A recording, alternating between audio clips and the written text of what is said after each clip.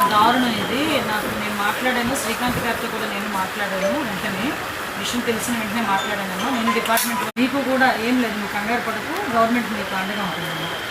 ఓకేనా? శ్రీకాంత్ గారు ఆల్రెడీ మీతో అదే అవన్నీ కూడా తీసుకొని నేను డిపార్ట్మెంట్ వాళ్ళతో కూడా మాట్లాడతానమ్మా. నువ్వు ధైర్యంగా ఉండు. సార్ కూడా నీతో చెప్పమన్నారు, ధైర్యంగా ఉండో చెప్పమన్నారు. శ్రీకాంత్ గారు కూడా మీతో మాట్లాడుతున్నారు, కంటిన్యూ టచ్లో ఉన్నారు తల్లి. ఎవరు ఏ ఇబ్బంది అయినా ఒకసారి శ్రీకాంత్ గారు కూడా మీరు చెప్పండి, నేను ఫాలో అప్ చేసుకుంటాను. సరేనా? ఓకే అమ్మా, ధైర్యంగా ఉండమ్మా. ఇది పిల్లోడాడి ఆయన అన్న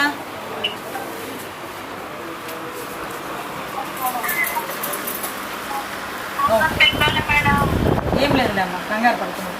ఓకేనా? గారు తను చూసుకుంటాను. నా కొడుకు మేడం వీడు వీడిని ఎత్తుకొని టీసీకి వచ్చినాను. స్కూల్ అడ్మిషన్ లో చేర్చాను.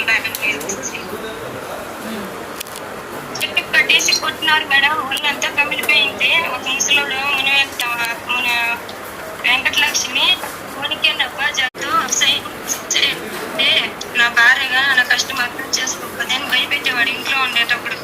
పిల్లల కోసం నేను బతుకున్నా, మాకెవరు లేదు. నన్ను చూసి చూడనట్లు రోజులు 200 మంది ఏదో ఫంక్షన్ ఊర్లో అందరూ చూసేనట్లు చీరలు లాసి మా పిల్లల లైఫ్ అని చెప్పేసి చీరలు అడిగేసుకున్నాను. ఫాలో అప్ చేసుకుంటాను. ఓకేమ్మా, ధైర్యంగా ఉండమ్మా. ఇది పిల్లడాడి మేడం. Hi madam.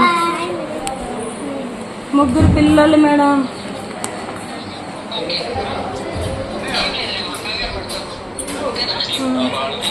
మాకు మోడల్ మేడం. నమస్కారం మేడం.